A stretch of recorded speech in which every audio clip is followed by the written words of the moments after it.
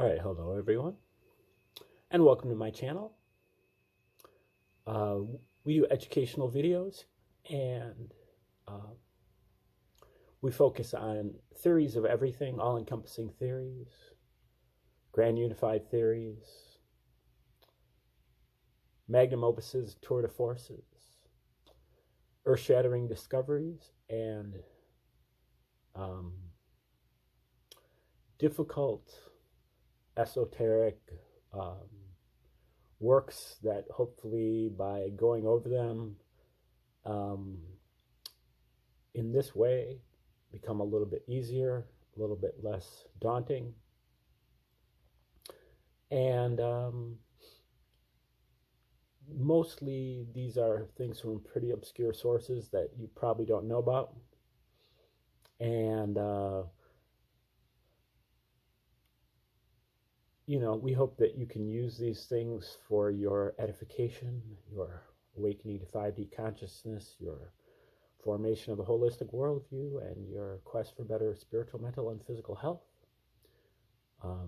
And today's our 17th video that we've done on the book called The Dead Sea Scrolls Deception by Michael B. Agent and Richard Lee. And came out in 1991. The Dead Sea Scrolls were discovered in 1947 in the desert, 20 miles east of Jerusalem, southeast, I guess. And they were voluminous. They were discovered over the course of 10 years. Many different discoveries. And they discovered a book of every book of the Old Testament except for Esther, and 30 copies of the Psalms and 20 copies of Genesis.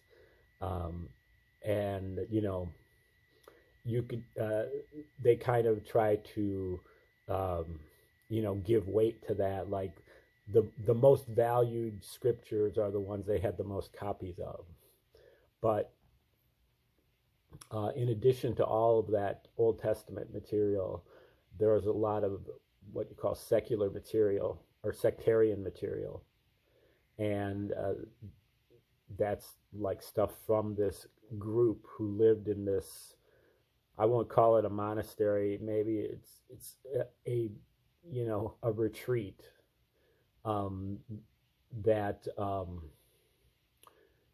they had rules and regulations and ways about doing things, and just everyday regulations. And so a lot of that material is very explosive because it uses a lot of the same language that the Gospels use. And so whoever was writing these Dead Sea Scrolls must have known or been in touch with the Jesus group, whatever you want to call that. Now there's other scholarship that may debunk that whole idea that we'll eventually get into, but here we are about to start chapter 8, which is called The Dilemma for Christian Orthodoxy. So the main point that was made in the first section of the book is just that these Catholic priests that found themselves at the top of the international team of scholars who were assigned to decipher these texts and disseminate them to the public, especially the academic public, they, during the course of their work, they realized that a lot of this stuff contradicted their beliefs. It contradicted things that they didn't want to give up, I guess, and they eventually just kind of stopped and kind of just started stalling and put out a few books here and there that were kind of not on the subject, not directly controversial, but really for over 40 years, these texts were not published at all. Even if you were a scholar in the field, you'd be lucky if you can get your hands on most of it, the sectarian stuff from Cave 4 especially. And so now he's getting into a new section, and so this chapter, it's called The Dilemma for Christian Orthodoxy. There is virtually a unanimous agreement among all the concerned parties, apart, of course, from the international team themselves and the École Biblique, that the history of the Dead Sea Scrolls scholarship does constitute a scandal. And there would seem to be little doubt that something irregular, licit perhaps, but without moral or academic sanction, lurks behind the delays, the procrastinations, the equivocation, the restrictions on material. To some extent, of course, this irregularity may indeed stem simply from venal motives, from academic jealousy and rivalry, and from the protection of vested interests. Reputations do, after all, stand to be made or broken, and there is no higher currency in the academic world than reputation. The stakes, therefore, at least for those on the inside, are high. They would be high, however, in any sphere where a lack of reliable first-hand testimony had to be redressed by historical and archaeological research. They would be high if, for example, a corpus of documents pertaining to Arthurian Britain were suddenly to come to light. But would there be the same suppression of material as there is in connection with the Dead Sea Scrolls? And would one find looming as a supreme arbiter in the background the shadowy presence of an ecclesiastical institution such as the Congregation for the Doctrine of the Faith? The Nag Hammadi scrolls are a case in point. Certainly, they afforded ample opportunity for venal motives to come into play. Such motives, to one or another degree, may have done so. But the church had no opportunity to establish control over the text found at Nag Hammadi. And venal motives notwithstanding, the entire corpus of Nag Hammadi material found its way quickly into print and the public domain. Now, I was mentioning this before, but if you read Elaine Pagels, her book, The Gnostic Gospels, which is a discussion of the Nag Hammadi texts, she kind of contradicts that. And she almost makes the argument that the Nag Hammadi texts were where the scandals were, and she kind of uses the Dead Sea Scrolls as an example of how they came out quickly. So I think there was a lot of trouble for both of these two groups of very important text material that were discovered around the same time. The Nag Hammadi texts were discovered in 1945 and the Dead Sea Scrolls in 1947. The Nag Hammadi texts are primarily Gospels, so New Testament material, dating back to the 3rd or 4th century, but many of those books were said to have been from older material. And so there's a lot of kind of important Gospels in there, like that most people haven't read, like the Gospel of Thomas and the Gospel of Philip, and several other books that would also, round out your context as a Christian. But we'll talk about the Nag Hammadi stuff at some point. But for now, the Dead Sea Scrolls. The church's high-level involvement in the Dead Sea Scrolls scholarship must inevitably foster a grave element of suspicion. Can one ignore the possibility of a causal connection between that involvement and the shambles that Qumran research has become? One is compelled to ask, as indeed many informed outsiders have, whether some other vested interest may be at stake. A vested interest larger than the reputations of individual scholars, the vested interest of Christianity as a whole. for example, and of Christian doctrine, at least as propounded by the church and its traditions. Ever since the Dead Sea Scrolls were first discovered, one single, all-pervasive question has haunted the imagination, generating excitement, anxiety, and perhaps dread. Might these texts issuing from so close to the source, unlike the New Testament,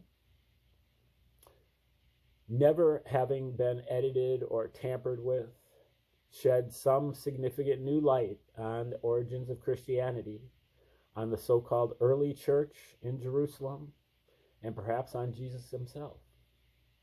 Might they contain something compromising, something that challenges, possibly even refutes established traditions? Certainly, official interpretation ensured that they did not. There is, of course, nothing to suggest any deliberate or systematic falsification of evidence on the part of the international team. But for Father DeVoe, his most intensely personal convictions were deeply engaged and were bound to have exerted some influence. The key factor in determining the significance of the scrolls and their relation or lack of it to Christianity consisted, of course, in their dating. Were they pre or post-Christian? How closely did they coincide with Jesus' activities around AD 30? With the travels and letters of Paul, roughly between AD 40 and 65? With the composition of the Gospels between AD 70 and 95? Whatever the date ascribed to them, they might be a source of possible embarrassment to Christendom. But the degree of embarrassment would be variable.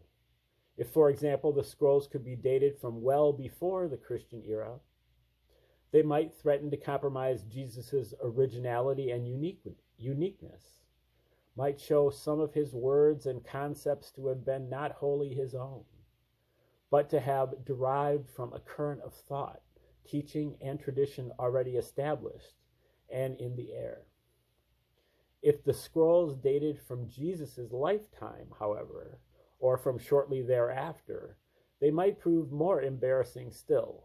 They might be used to argue that the teacher of righteousness who figures in them was Jesus himself, and that Jesus was not therefore perceived as divine by his contemporaries.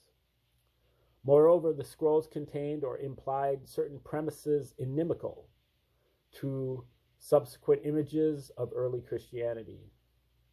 There were, for example, statements of a militant messianic nationalism associated previously only with the Zealots, when Jesus was supposed to be non-political, rendering unto Caesar what was Caesar's. It might even emerge that Jesus had never dreamed of founding a new religion or of contravening Judaic law. The evidence can be interpreted in a number of plausible ways, some of which are less compromising to Christendom than others. It is hardly surprising in the circumstances that DeVoe should have inclined toward and promulgated the less compromising interpretations. Thus, while it was never stated explicitly, a necessity prevailed to read or interpret the evidence in accordance with certain governing principles. So far as possible, for example, the scrolls and their authors had to be kept as dissociated as possible from early Christianity, as depicted in the New Testament and from the mainstream of first century Judaism, whence early Christianity sprang. It was in adherence to such tenets that the orthodoxy of interpretation established itself and a scholarly consensus originated. Thus, the conclusions to which Father DeVoe's team came in their interpretation of the scrolls conformed to certain general tenets, the more important of which can be summarized as follows. 1. The Qumran texts were seen as dating from long prior to the Christian era. 2. The scrolls were regarded as the work of a single reclusive community, an unorthodox sect on the periphery of Judaism, divorced from the epochs main currents of social, political, and religious thought. In particular, they were divorced from militant revolutionary and messianic nationalism, as exemplified by the defenders of Masada. 3.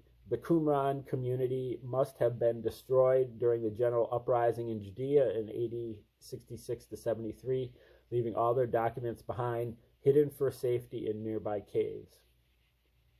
4.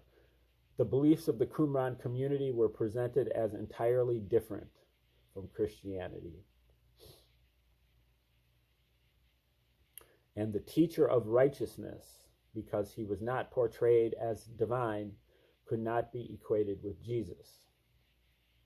5. Because John the Baptist was altogether too close to the teachings of the Qumran community, it was argued that he wasn't really a Christian in any true sense of the word, merely a precursor. There are, however, numerous points at which the Qumran texts and the community from which they issued paralleled early Christian texts and the so-called early church. A number of such parallels are immediately apparent. First, a similar ritual to that of baptism, one of the central sacraments of Christianity, obtained for the Qumran community. According to the Dead Sea text, known as the community rule, the new adherent shall be cleansed from all his sins by the Spirit of holiness uniting him to its truth. And when his flesh is sprinkled with purifying water and sanctified by cleansing water, it shall be made clean by the humble submission of his soul to all the precepts of God. Secondly, in the Acts of the Apostles, the members of the early church are said to hold all things in common. The faithful all lived together and owned everything in common. They sold their goods and possessions and shared out the proceeds among themselves according to what each one needed. They went as a body to the temple every day. The first statute of the community rule for Qumran states that all shall bring all their knowledge, powers, and possessions into the community. According to another statute, they shall eat in common and pray in common. And another declares of the new adherent that his property shall be merged, and he shall offer his counsel and judgment to the community.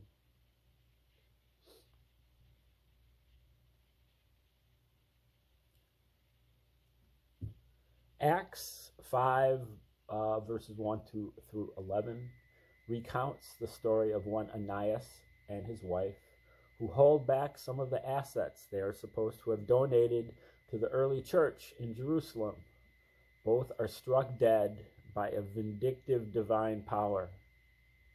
In Qumran, the penalty for such a transgression was rather less severe, consisting, according to the community rule, of 6 months' penance. Thirdly, according to Acts, the leadership of the early church in Jerusalem consists of 12 apostles. Among these, according to Galatians 3, James is the Lord's brother. John and Peter exercise a particular authority. According to the community rule, Qumran was governed by a council composed of 12 individuals. 3 priests are also stressed, though the text does not clarify whether these 3 are included in the 12 of the council or separate from them. Fourthly, and most important of all, both the Qumran community and the early church were specifically messianic in origin or in orientation, dominated by the imminent advent of at least one new Messiah.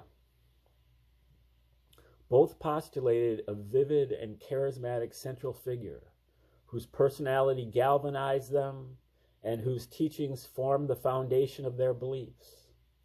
In the early church, this figure was, of course, Jesus. In the Qumran texts, the figure is known as the teacher of righteousness.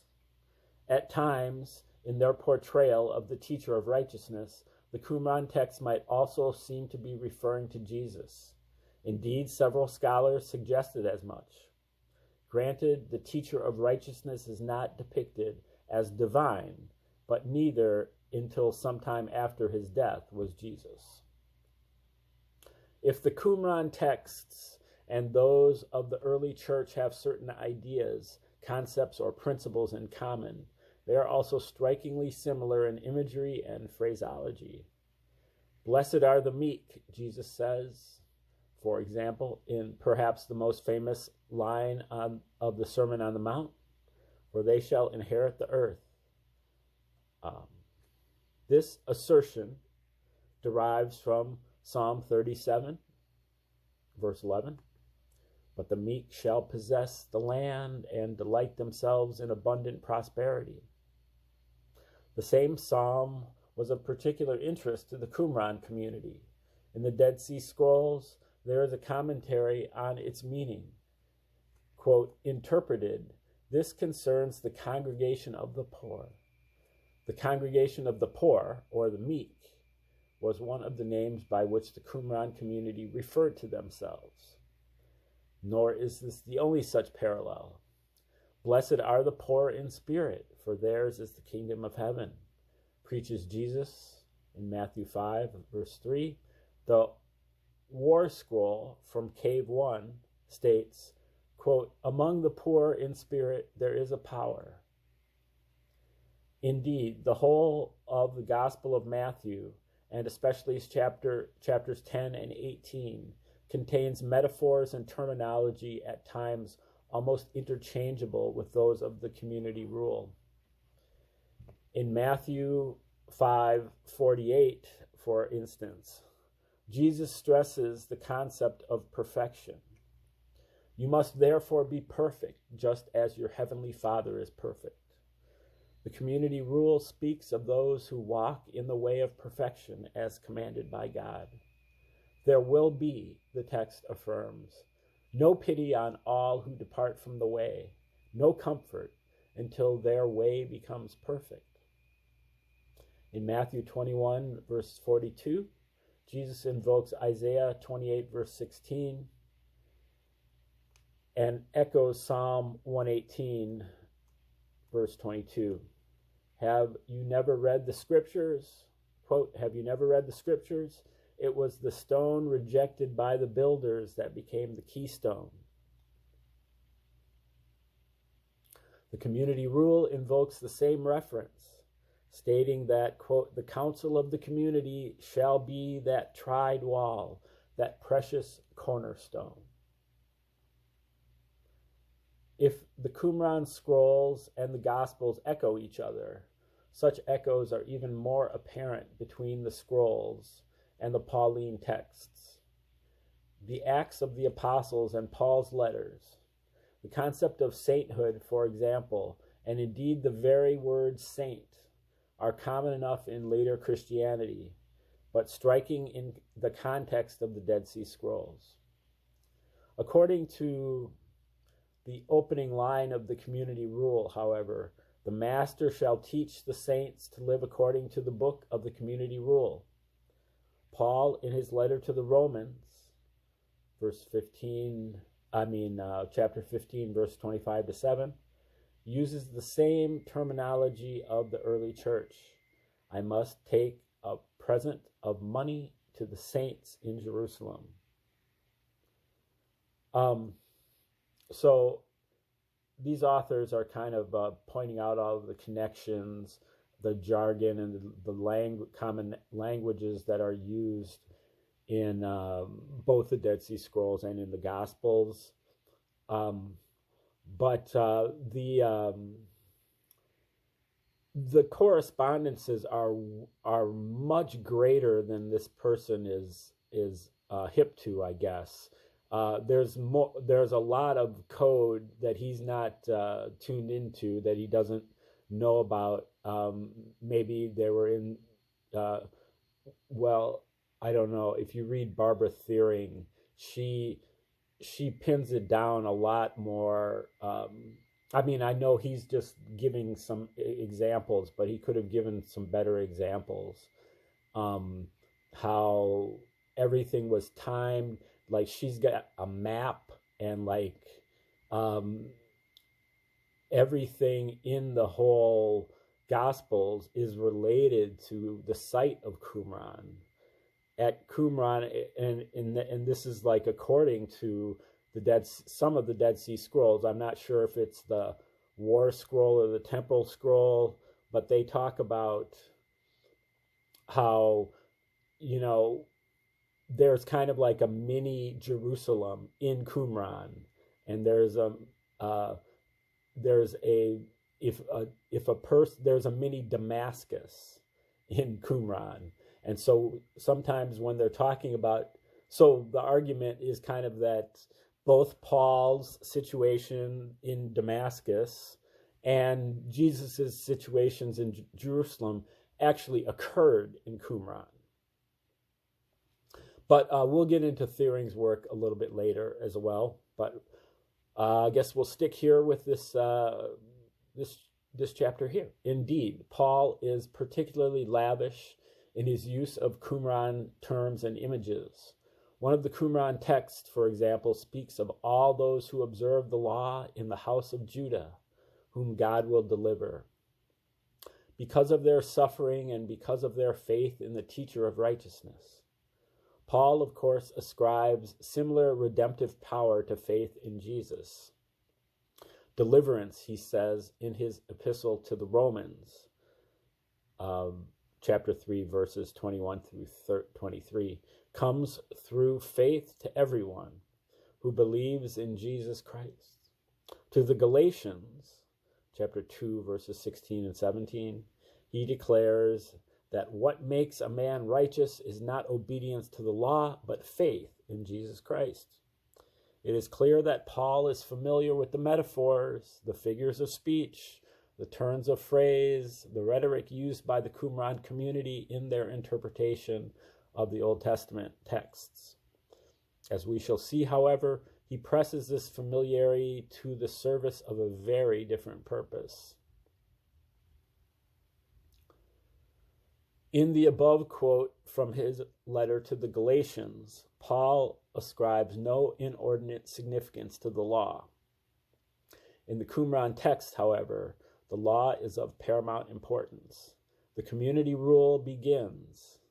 The master shall teach the saints to live according to the book of the community rule, that they may seek God and do what is good and right before him, as he commanded by the hand of Moses and all his servants and prophets. Later, the community rule states that anyone who transgresses one word of the law of Moses on any point whatever shall be expelled, and that the law will endure for as long as the domain of Satan endures. In his rigorous adherence to the law, Jesus, strikingly enough, is much closer to the Qumran text than he is to Paul.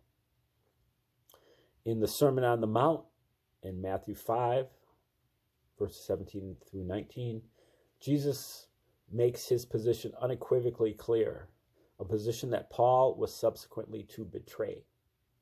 Quote, "Do not imagine that I have come to abolish the law or the prophets. I have not come to abolish, but to complete them. I tell you solemnly, not one dot, not one little stroke shall disappear from the law until its purpose is achieved. Therefore, the man who infringes even one of the least of these commandments and teaches others to do so will be considered the least in the kingdom of heaven." If Jesus' adherence to the law concurs with that of the Qumran community, so too does his timing of the Last Supper. For centuries, biblical commentators have been confused by apparently conflicting accounts in the Gospels. In Matthew 26, 17 through 19, the Last Supper is depicted as a Passover meal, and Jesus is crucified the next day. In the fourth Gospel, John 13:1 and 18:28. However, it is said to occur before the Passover. Some scholars have sought to reconcile the contradiction by acknowledging the Last Supper as indeed a Passover feast, but a Passover feast conducted in accordance with a different calendar. The Qumran community used precisely such a calendar, a solar calendar, in contrast to the lunar calendar used by the priesthood of the temple. In each calendar, the Passover fell on a different date, and Jesus, it is clear, was using the same calendar as that of the Qumran community. Certainly, the Qumran community observed a feast which sounds very similar in its ritual characteristics to the Last Supper, as it is described in the Gospels. The community rule states that when the table has been prepared, the priest shall be the first to stretch out his hand to bless the first fruits of the bread and new wine. And another Qumran text, the Messianic rule, adds, they shall gather for the common table to eat and to drink new wine. Let no man extend his hand over the first fruits of bread and wine before the priests. Thereafter the Messiah of Israel shall extend his hand over the bread. This text was sufficient to convince even Rome. According to Cardinal Jean Donnelly, writing with a nihil obstat from the Vatican, quote, Christ must have celebrated the Last Supper on the eve of Easter according to the Essenian calendar. So even they go along with that one.